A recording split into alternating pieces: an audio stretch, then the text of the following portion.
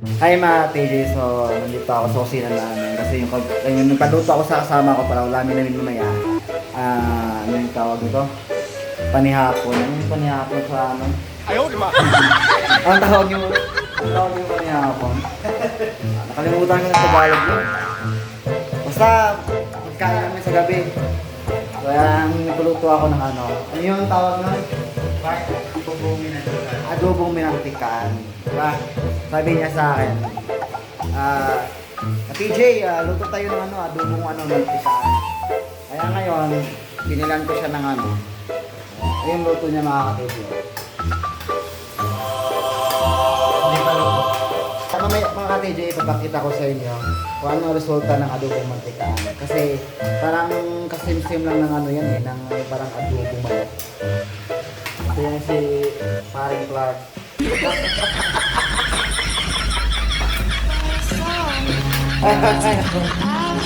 Bagong buhay na ito mga ka-TJ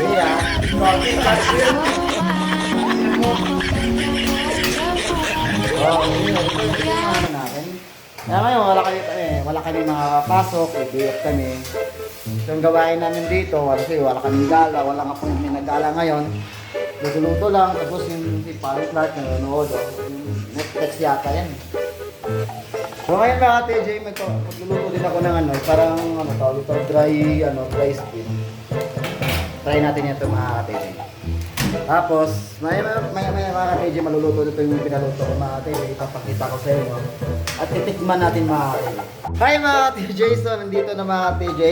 Nagbabalik tayo mga TJ kasi luto-luto na yung pinaluto kanina na ang tawag niya ni Clark kanina ay ano, minantikaang manok. Tama ba? Minantikaang manok. Sarap. Wow! Yung mga TJ oh. Hindi ka TJ sila halo. Diba?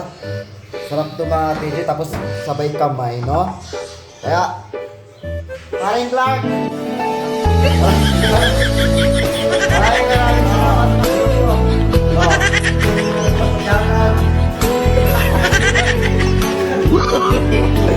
Okay, yun na mga TJ. So hanggang dito lang tayo mga TJ. Sa susunod nating vlog mga TJ. Kaya, salamat!